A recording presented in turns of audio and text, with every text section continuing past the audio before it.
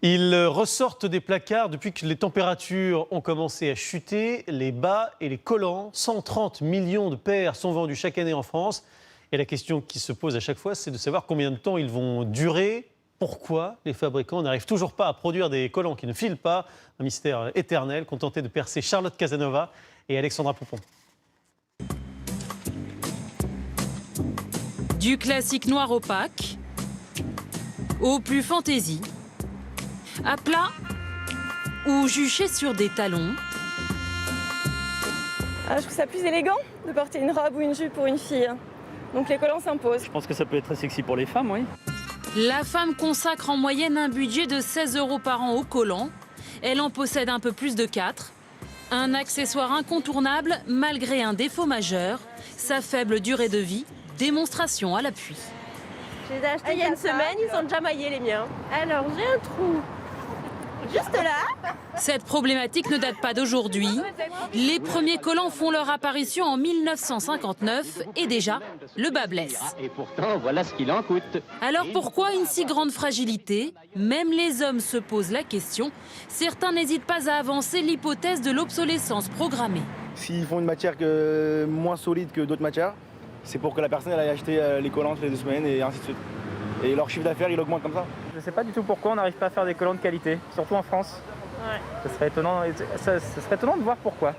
Justement, le leader du marché français, dont les usines sont nichées au cœur de la Bourgogne, a accepté de nous confier ses secrets de fabrication.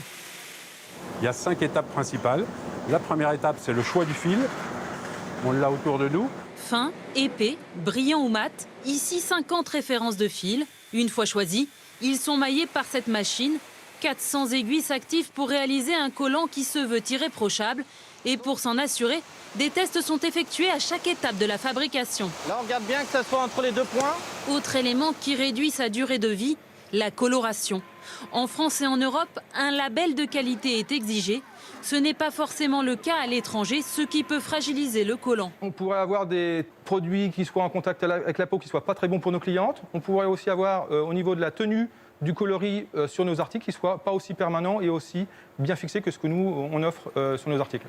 Dernier test de résistance. Étirer, frotter pour vérifier que le collant ne filera pas trop vite. Car oui, il finira par céder et ils en ont bien conscience. Vous voulez qu'un collant, son espérance de vie, ça dure combien de temps? Ça dépend si c'est un opaque, 3 jours, 4 jours, plus longtemps, ça dépend. Mais un fin va durer 1 ou 2 jours, pas plus. Mais est-ce possible de fabriquer un collant infilable? On a toujours, nous, cette volonté de réduire la fragilité du produit, qui est complètement liée au fait qu'on travaille sur des matières fines. Mais il est bien évident qu'on n'obtiendra jamais un collant à durée indéfinie. Et ça agace. Une femme sur 3 affirme ne plus supporter d'avoir son collant qui file. Chez les fabricants, la question de la résistance est incontournable, l'objet de multiples réunions marketing comme celle-ci. Chiffre à l'appui, ils refusent de parler d'obsolescence programmée. Les ventes volume du marché collant sont en recul de 41%. C'est pas que les femmes ont délaissé le marché du collant, c'est juste qu'aujourd'hui, la part de l'élastane dans le collant a multiplié la résistance par 3. Et ensuite, on a eu toute cette tendance des collants semi-opaques et opaques, où là, pour le coup, on a des produits qui ont une longévité qui est extrêmement forte. Alors comment choisir le collant le plus résistant? Le prix serait-il un indice? Dans ce grand magasin, des dizaines de marques, des paires de toutes sortes, de 9 à 50 €. Vous avez des collants avec, par exemple, qui vont avoir un prix très important parce qu'ils ont un détail ou des choses un peu plus travaillées.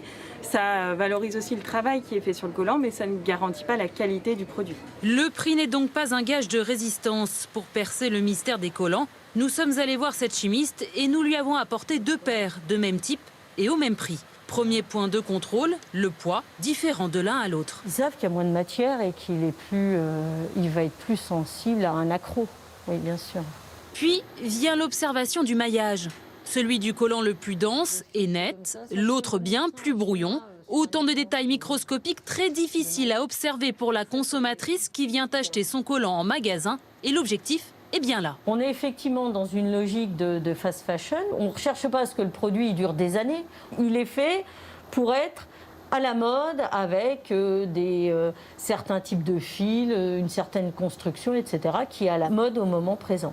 Pulls, chaussettes, pantalons. Finalement, ce problème de résistance est vrai pour de nombreux autres textiles. Face au succès du marché de la seconde main, les industriels devraient encore plus songer à améliorer leurs produits.